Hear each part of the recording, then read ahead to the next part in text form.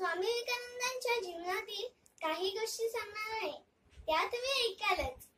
हिंदू धर्म, हिंदू संस्कृतीचा जाज्वल्य अभिमान असणारी पारतंत्र्यात सापडलेले भारतीय जनतेस स्वातंत्र्याचा व स्वधर्माचा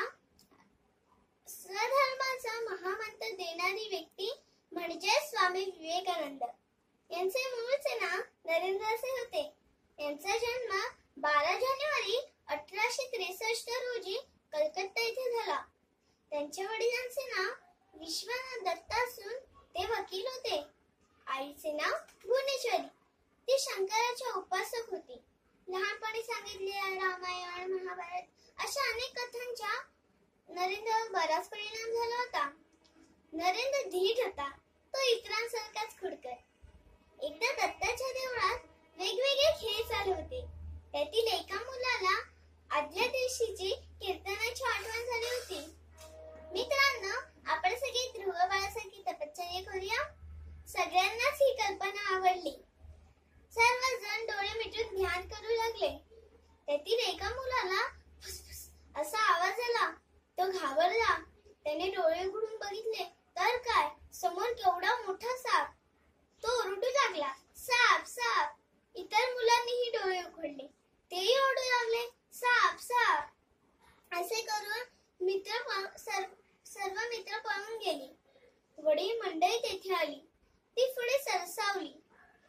त्यांना तिथे एक वेगळेच दृश्य दिसले की एक मुलगा शांतपणे डोळे मिटून ध्यान करत बसला आहे आणि त्याच्या समोर भला मोठा साप उभा आहे. वडील मंडळी विचारात पडली. मग तो साप एकाएकी नाहीसा झाला. वडील मंडळीने त्या मुलाला गदागदा हलवली. त्या मुलाने डोळे उघडले व म्हणाला, हे काय, तुम्ही इथे कशासाठी आलात आणि तुमच्या हातात या काठ्या आणि वेताच्या छड्या कशासाठी?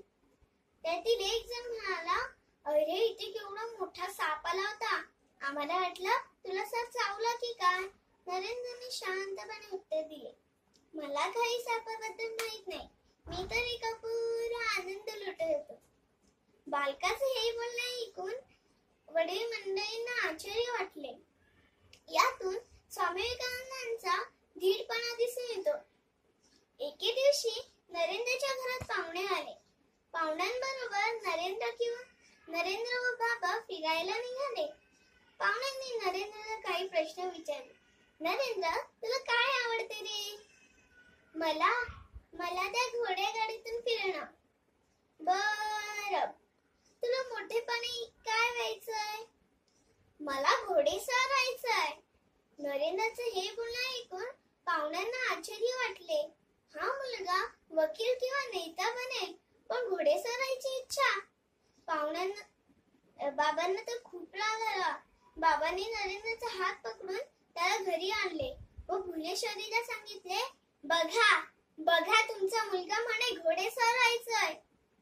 असं म्हणून बाबा तिकडून रागारागाने निघून गेले. आईने नरेंद्रचा हात पकडून त्याला देवघरात नेले व एका फोटोकडे बोट दाखवत त्या म्हणाल्या, बाळा, तुला घोडेस्वार व्हायचंय ना? हो मग, पण त्या कृष्णासारखा. तो कृष्ण कसा आहे?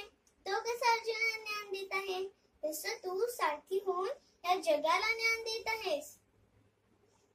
माणसाने माणसावर प्रेम करावं. शरीर पाण्याने शुद्ध होतं तर मन धर्माने निर्मळ होतं. आई सांगायची, जीवन जगण्याची कला ही श्रेष्ठ कला. बुद्धीच्या बळावर ज्ञान मिळवता येतं. ज्ञानाच्या बळावर मन जिंकता येतं. मन जिंकला की जग जिंकणं काही अवघड नसतं. आणि तेच जग जिंकला ते स्वामी विवेकानंदांनी. अमेरिकेतील विश्वधर्म परिषदेत त्यांच्या तोंडून उद्गार निघाले, नमस्कार माझ्या बंधूंनो आणि भगिनींनो. या वाक्यातच टाळ्यांच्या कडकडाट झाल्या. माझ्या बालमित्रांनो,